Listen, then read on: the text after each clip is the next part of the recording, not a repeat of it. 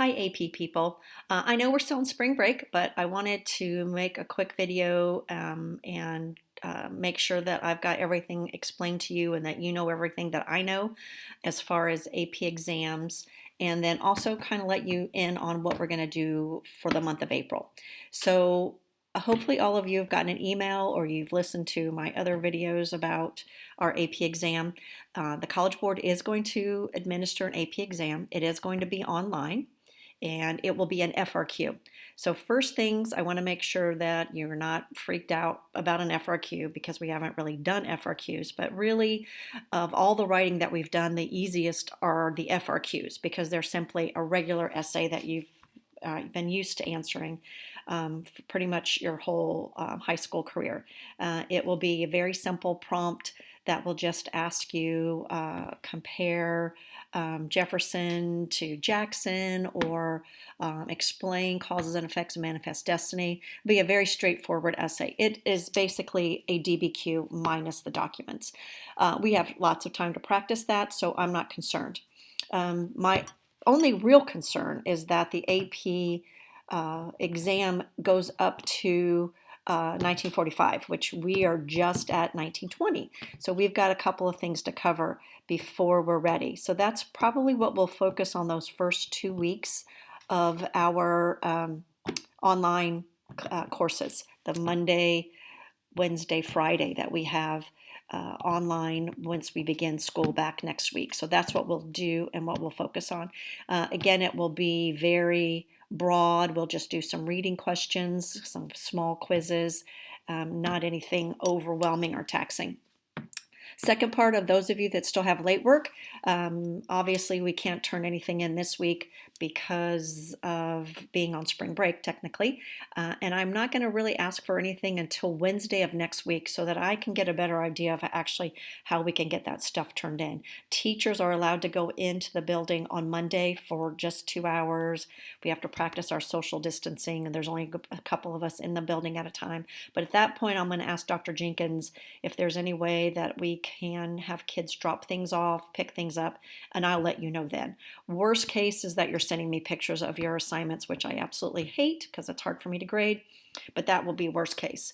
God, there's a lot of glare in my glasses. Sorry about that, but try not to put my contacts in because I was told that is another thing to worry about with touching your face. So anyway, sidetracked.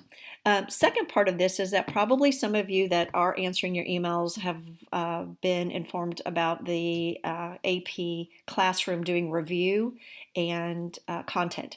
I'm really mixed feelings on that because the exam is only going to go up to 1945. I'm not really sure why you need to know anything after that. Normally I would never say that, like teach just to the test, but these are really different times. So my advice is not to listen to any of those things that are on period 7, 8, and 9, because those are not going to be on the test. And I just feel like that's a really confusing type of thing. So it's up to you. The stuff that they're offering now as a review is not on the exam. I'm not going to be testing you. We're going to do our own quizzes. So that's entirely up to you if you want to do that. So second part is, what is the exam going to look like? We're not really sure. We get one more bit of information on April 3rd that I hope clears everything up. Traditionally, what you would have on the FRQ if we were taking a regular AP exam is you would have a choice of 3 topics to choose from, 3 prompts. And if that's the case, I feel really confident about our abilities to really do well on these exams because you have 3 different areas, and hopefully one of them, if one of them is about this last time period, 1920 to 1945, that we really didn't do in class, the other 2 would be something that you could answer. So I hope to find that out on April 3rd. If there's going to be 3 prompts and we get a choice of, I will feel really confident about that.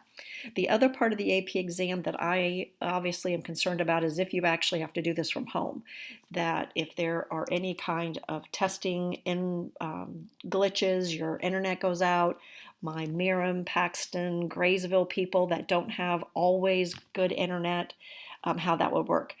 If we go back to school May 1st, and I'm hoping with our fingers crossed that we will be able to go back May 1st, we'll still take the exam online, but we can do it at school, which would make me feel a whole lot better. So April 3rd, I'll know a little bit more about that, and I'll pass that along to you next week when we go back into our regular e-learning mode. Our regular e-learning mode will be and consist of that first week or 2 weeks of getting in that last little bit of content. We really don't have that much. The two biggest topics that we need to look at that we haven't covered, we'll do the end of World War I, but again, that's not really a tested area. We really need to do the 20s and the Great Depression. Those are the two big topics that we haven't gotten into yet. So we'll cover that in that first week.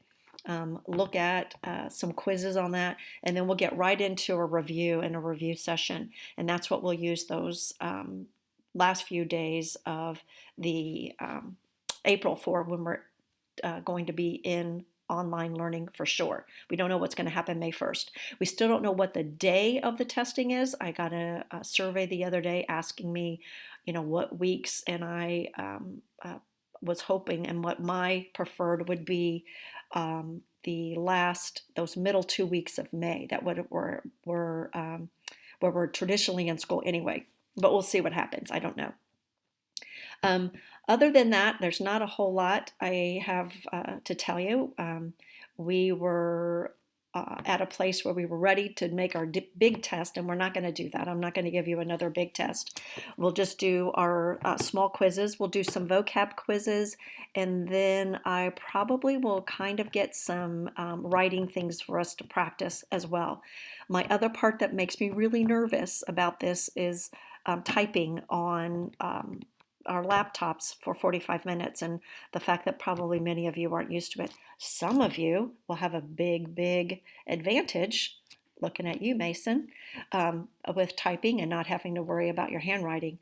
But we haven't really practiced that, and I'm not sure of those skills. I know that you guys do and have done iStep and things, typing essays online. So that makes me nervous and a little bit worried as far as the difference of handwriting. I'm hoping if we take it at school, because there was some information about being able to handwrite and send photocopies, that if we have a proctor, we could do that. And I would really hope that we would do that. So other than that, I haven't been doing much else except reading and catching up on some of my DVR'd material, puzzles, and that's about it. Practicing my social distancing. I'm hoping you guys are doing that as well. I hope you're taking this very seriously, as now we have 2 reported cases in Sullivan, and I think every time we have a reported case, it's going to push us back further from going back to school. So please make sure you're doing that. All those good things, washing your hands, social distancing, any of those things that can be helpful in preventing you and your family and anyone else from getting the virus. So I miss you guys. I hope, again, really with every part of myself, that we're back in school on May 1st. And next week, we'll start working towards passing that AP exam. And again, at this point, I have to rethink all my teaching strategies, and I have to go, we need to take the test. And the test is only going to be to 1945, and I hate that. I hate that we're going to really miss a whole lot of our history, civil rights movement, Vietnam, all of those things. But at this point, you guys have worked really hard with your aim and goal of passing this test. And so that's what I have to do at this point. I have to get you ready for a test that's only going to test you to 1945. And so that's what we're going to do, and we'll start that and hit that next week. Please, I know there are lots of you that regularly check your email, your school email, and I know there are lots of you that don't. So those of you that are watching this, thanks. And can you please send out to all of your friends that never check their email, so they can get this and so they have all this information as well. So take care. It is Monday. I do know it's Monday. If you have any questions after watching this, please feel free to email me. I'll try to catch up with my emails. I did try to take a whole break last week just to put everything out of my mind and just, enjoy my somewhat spring break.